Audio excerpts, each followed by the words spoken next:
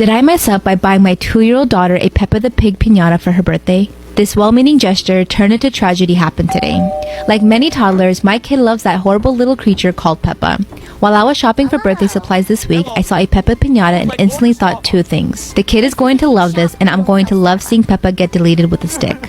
She saw it a couple of times during the week, and each time she was like, "Peppa, hi Peppa, that's Peppa." So I knew without a shadow of doubt I had made the right choice. Cue the main event. In one corner we have Peppa, and in the other corner we have 15 older kids jacked up on cupcakes and soda. They don't care about Peppa, they only care about getting their necks fixed, and they know that fix is inside the paper piglet. My wife is holding up my daughter and I'm standing beside them. The first kid steps up and the adults are cheering and the kids are hyped. 3 swings and 3 misses. The families are laughing and cheering as the next kid steps up. First swing, miss. No issues yet. Second swing, some light contact is made, and this is where it goes downhill. I look over and see visible concern on my daughter's face. Third swing, contact. Full on twack. The parents cheer and the kids are now at a near fever pitch of excitement. Except for one. The one whose birthday we're here to celebrate. She bursts into tears and I look at my wife in that moment and we both realize we fucked up. She's 2. She doesn't know what the heck a piñata is. This is her first time seeing one. What she is seeing is her favorite cartoon character getting beat down by her cousins.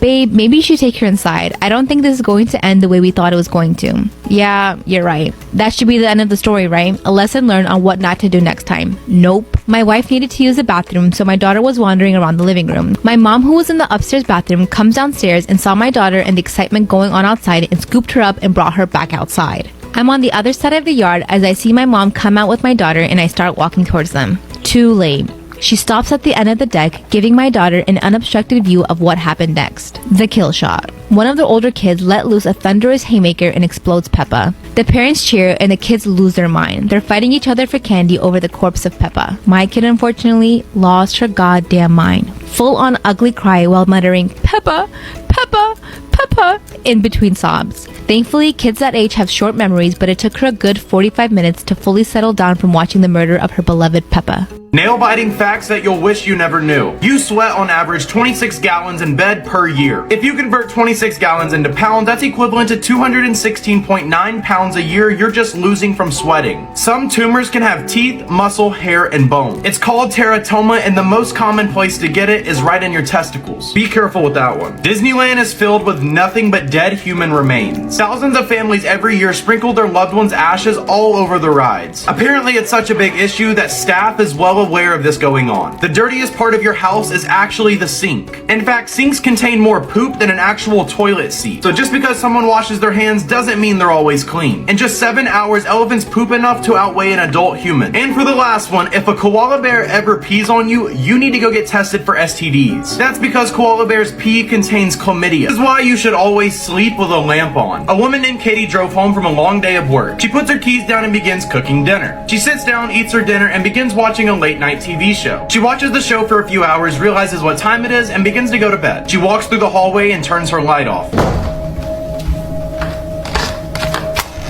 She feels like she just saw something behind her and turns the lights back on. She realizes something is there, goes into her room, and immediately gets under the covers. Her lights start flashing, and then it gets quiet. She peeks her head outside from the covers.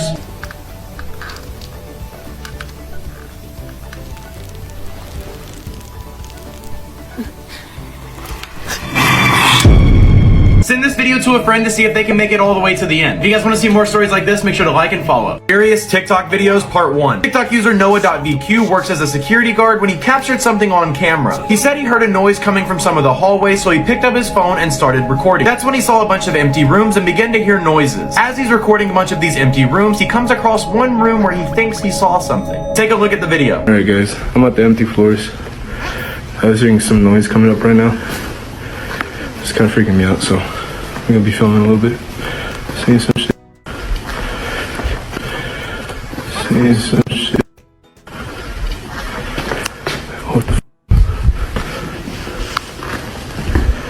What the fuck? Make sure to like and follow if you guys want to see a part 2 to this, and let me know what you thought of this video. Do you guys think this video is real or fake? Alright, I'll see you guys later.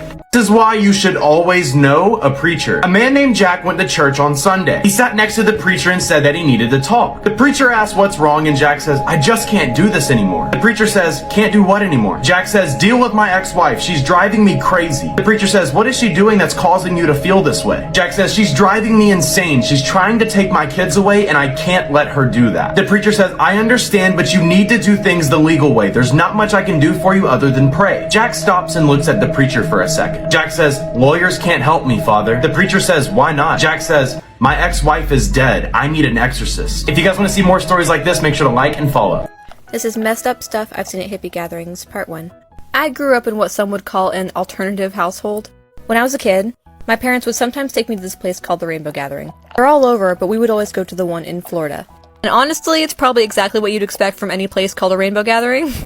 I didn't care for any of that, but my best friend also went, so I was always happy anyway. So one time we're all sitting in this big circle, they were serving us this weird stew, and I look up to see this random dude running for the fire.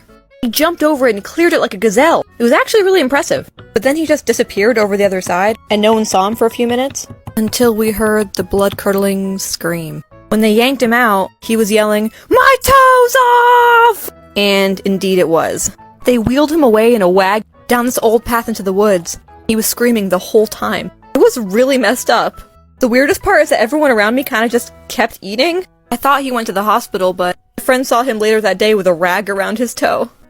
This is why you should trust your intuition. A while back, my friends and I were going to the store. As we walked up, this older man opened the door for us. So, of course, we walked in and said thank you. He didn't really respond. He just stared at us. But we went inside and started looking at the nail polish, and noticed him again just at the end of the aisle, watching.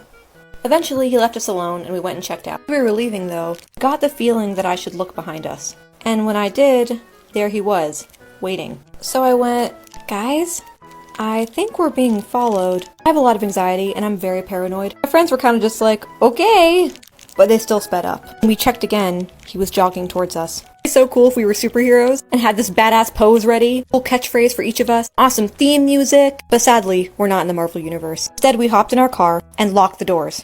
And when I checked behind me to see if he was still there, he was standing right against our back window. I flicked him off as we drove away. Maybe I've just seen too much true crime, but people are scary. Always trust yourself, you never know. I found this post on Tumblr years ago and I never stopped thinking about it. This girl goes to her manager and she's like, hey Teresa, could I pick up another shift this evening? And Teresa goes, oh no, we don't work after 9. That's reserved for the night shift. Dun dun dun. I just think this would be so hilarious. Like the greeter goes, welcome in, and the vampire employee waiting outside goes, thank you. Someone goes to grab their 2% milk, and it's the last one, and there's just eyes waiting for them, going, restock time. A woman is looking at a new purse on herself in the mirror, and just hears a voice behind her go, can I help you find something? Every once in a while, an angry Karen shows up, going, I need your manager now! And then she sort of just disappears one day. I mean, the possibilities here are endless. I love this idea.